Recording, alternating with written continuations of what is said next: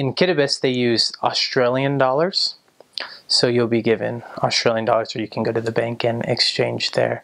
Their primary mode of transportation is these buses, and the buses can fit. They're just actually big, oversized vans, and they fit 15, 20 people, depending.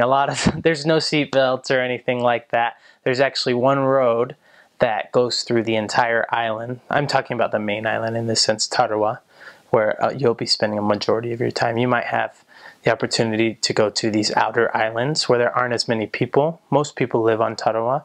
If you go to these outer islands where there aren't as many people, you'll usually travel with bikes. But for the most part, all areas in the Kiribati side of the mission are you either walk or you take buses to wherever you're going. If you're going into the high school or something to see the doctor, or you're going to shopping, then you would take a bus.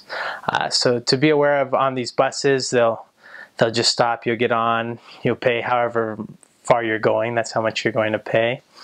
Then you go and sit down, and I was actually on a bus once where they're really respectful of missionaries. The whole country is. Everyone there is really respectful of missionaries. So we were actually sitting on the bus, and they were just piling people onto this bus, and me and my companion were the only ones sitting comfortably, as opposed to these other people where people are sitting on people's laps. There were probably close to 30 people in this little bus that fits 15, and we were the only ones sitting comfortably. But so keep that in mind.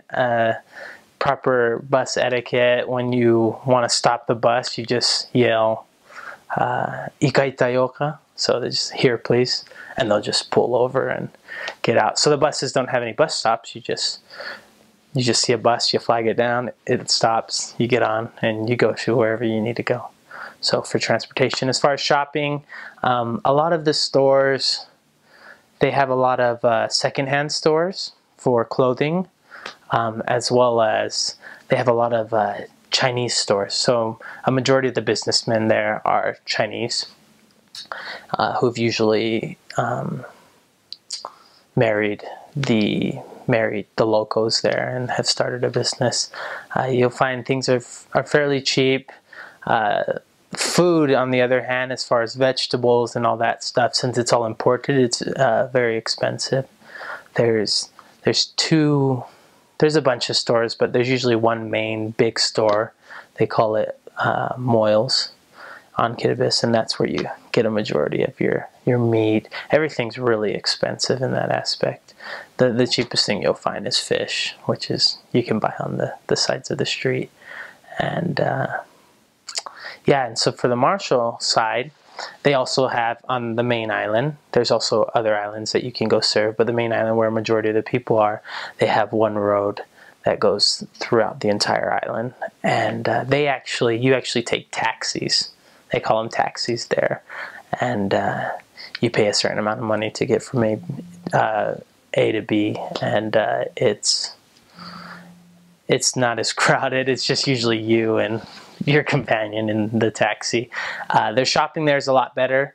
They have nicer stores.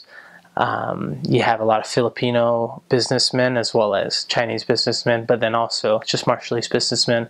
The stores there kind of reminded me of like a Macy's, a smaller version of a Macy's, so it's a lot nicer. The food's relatively cheap when you compare it to Kiribati as far as meats and whatnot. So you would just take a taxi into town on your preparation day, pick up the groceries that you need, and then go back. Both countries have internet, and so you would find internet cafes to go ahead and do your internet at, to email your family.